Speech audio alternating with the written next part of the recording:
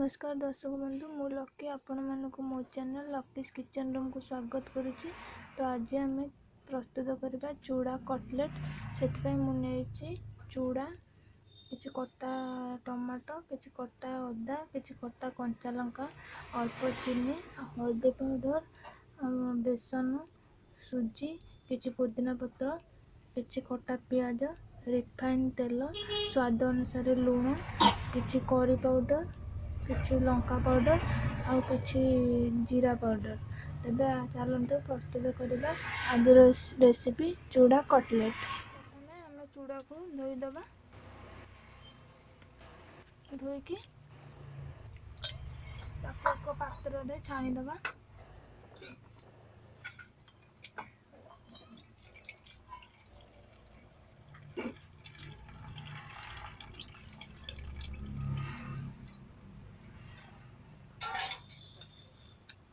एबे चूड़ाटा भल से धोई गला से रखिथिबा सुजी की पकेबा और रखिथिबा बेसन को पकेबा।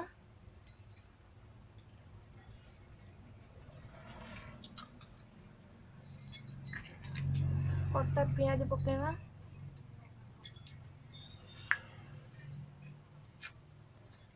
कटा टमाटो पकेबा कटा अदा पकेबा कटा कंचा लंका पकेबा अल्प चीनी पकेबा आउ किछि हल्दी पाउडर पकेबा। रखिथिबा जीरा पाउडर करी मसला पाउडर आउ लंका गुंडा को पकेबा।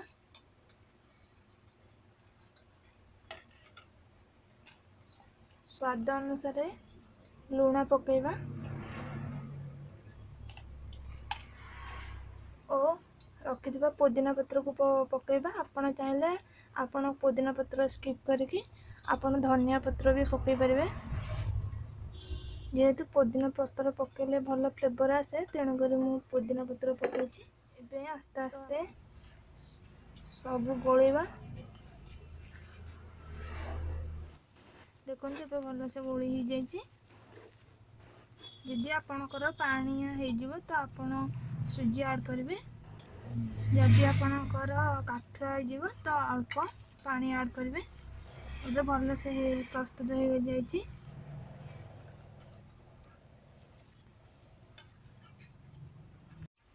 एबे आपको 5 मिनट घोड़े की रखीदबा।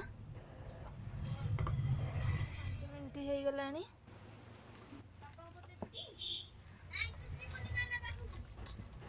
और चूड़ा सहित सब जिनस भल से मिसी जाइए। ताकू एबे गोल गोल कर बॉल तैयारी करबा। तो आपण जेमितिका प्रोसेस रे करि परिबे सिलिंडर आकार करि परिबे बरा करि परिबे। तो मैं इथे गोल गोल कर दोची।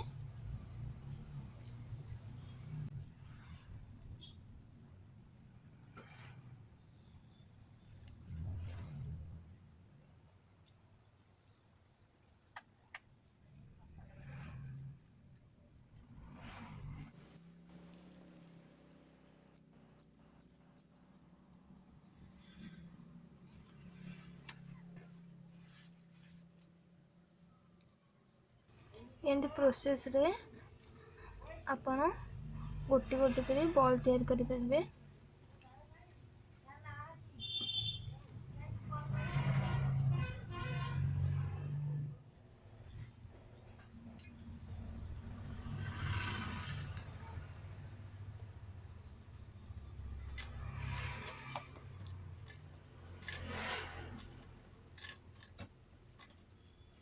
बे सब तक बॉल गढ़ी जाइए। चलते तेल गरम करवा। एबे तेल गरम हो देखा गोटे छोट बॉल्स पकेबा।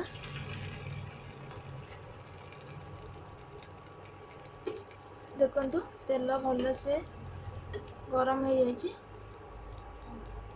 एबे तेल भल से ताती गलानी। एबे रखिथिबा गोल गोल बॉल को पकेबा।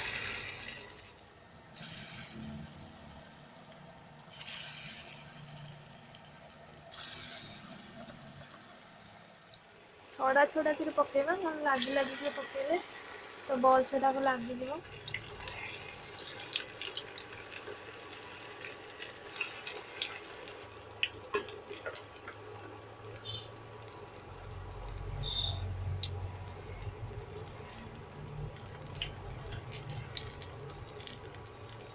ତାକୁ लो फ्लेम କରିବା।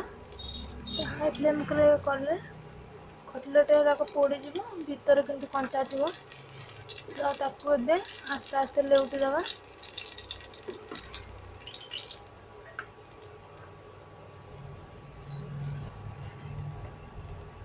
ହେଇଗଲାଣି, ତାକୁ ଏବେ ଗୋଟେ ପ୍ଲେଟ୍ କୁ କାଢିଦେବା।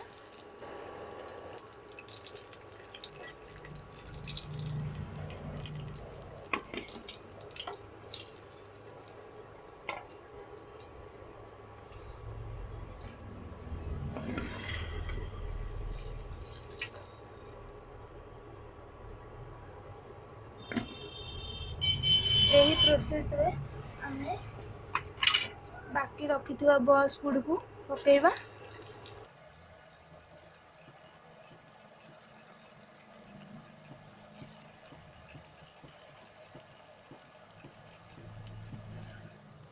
चूड़ा खाइबा को समस्त पसंद करना थांती, तो एमती बनैकिरी आपण घरे पिला मानकू आ बड़ लोक मानकू भी देई परिबे।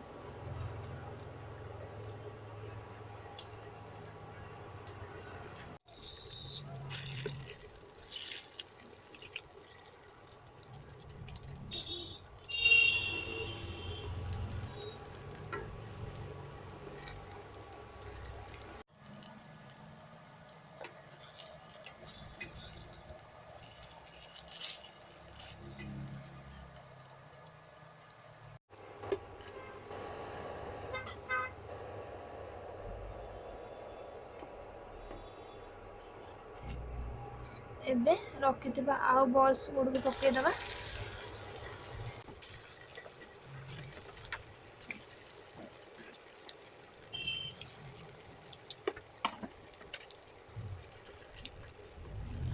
ଏବେ कटलेट हेराक ହେଇଗଲାଣି।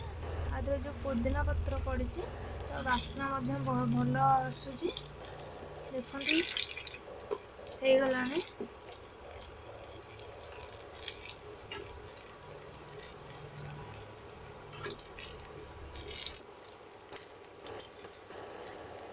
ଏବେ ଆମେ प्लेट को काढ़ीदेवा।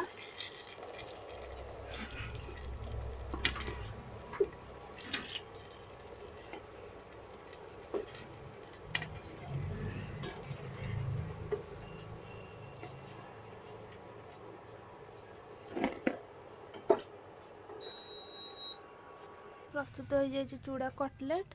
आमे आपको टमाटो सॉस बा चिली सॉस विभिन्न प्रकार चटणी सहित भी आमे आपको खाई परिबा। आगे आशा करुच्ची मो वीडियो आपण मानकू भल लगे। जदि भल लगे तो मो वीडियो को लाइक शेयर सब्सक्राइब करने को भूलिए ना।